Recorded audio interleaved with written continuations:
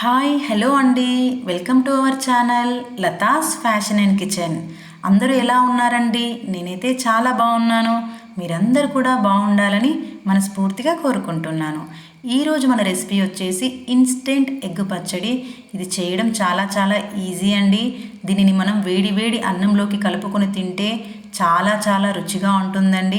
ఇంట్లో మనకు వెజిటేబుల్స్ లేనప్పుడు అప్పటికప్పుడు ఇన్స్టెంట్గా ఈ ఎగ్ పచ్చడిని మనం ప్రిపేర్ చేసుకోవచ్చు. ఇప్పుడు ఇది ఎలా చేయాలో మనం తెలుసుకుందాం. దీనికి ఇలా ఒక 4 ఎగ్స్ని మనం ఉడకబెట్టి పొట్టు తీసి పక్కన పెట్టుకోవాలి. ఇప్పుడు ఒక మిక్సీ జార్ తీసుకొని 1 కప్పు ఎండు కొబ్బరి, దీనిని మనం రోస్ట్ చేయాల్సిన అవసరం లేదండి, డైరెక్ట్గా అలాగే తీసేసుకోవచ్చు.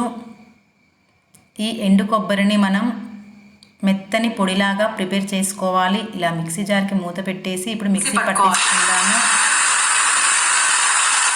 మిక్సీ పట్టేసుకున్నాం కదండి మన ఎండు కొబ్బరిని. ఇలా మెత్తని పొడిలాగా చేసుకోవాలి.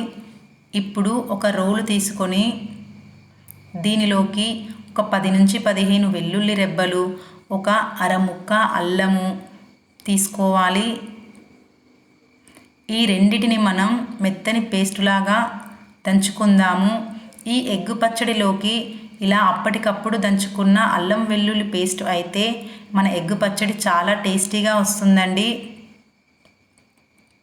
చూసారు కదా, ఇలా మెత్తని పేస్ట్ లాగా ప్రిపేర్ చేసుకోవాలి.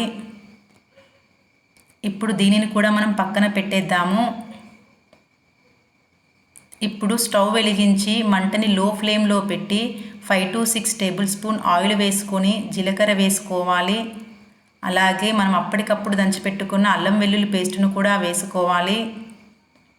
ఈ అల్లం వెల్లుల్లి పేస్టు పచ్చివాసన పోయేలాగా మనం ఫ్రై చేసుకుందాము. ఇలా పచ్చివాసన పోయేలాగా మనం ఫ్రై చేసేసుకున్నాక స్టవ్ని ఆఫ్ చేసేసుకోవాలి. ఇలా స్టవ్ని ఆఫ్ చేసేసుకొని మనం ముందుగా ప్రిపేర్ చేసుకున్న ఎండు కొబ్బరి పొడిని కూడా కలిపేసుకుందాము. ఇప్పుడు ఆయిలు, ఈ అల్లం వెల్లుల్లి పేస్టు, ఎండు కొబ్బరి అంతా ఒకసారి కలిసేలాగా కలుపుకొని ఇప్పుడు దీనిలోకి ఒక 2 టేబుల్ స్పూన్ కారం, ఒక టేస్ట్కు సరిపడా సాల్ట్ వేసి కలిపేసుకోవాలి. ఇలా వీడియోలో చూపిస్తున్నట్టుగా అంతా ఒకసారి కలిపేసుకున్నాక ఇప్పుడు స్టవ్ ఆన్ చేసి మంటని లో ఫ్లేమ్లో పెట్టుకోవాలండి.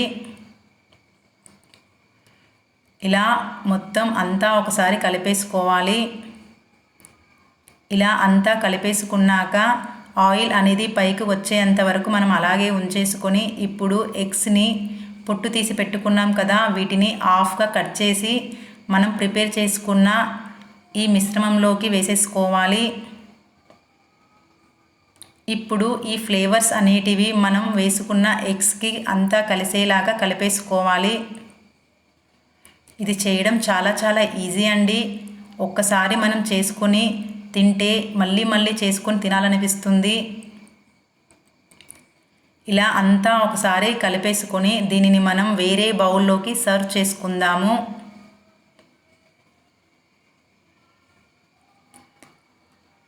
చూసారు కదా, ఇలా మనం వేరే బౌల్లోకి సర్వ్ చేసుకున్నాక మన వేడి వేడి ఇన్స్టెంట్ ఎగ్ పచ్చడి రెడీ అయిపోయింది.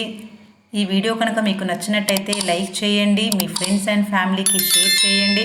ఈ వీడియో కనుక యూస్ఫుల్ అనిపిస్తే ప్లీజ్ మన ఛానల్ సబ్స్క్రైబ్ చేసుకోండి. Thanks for watching.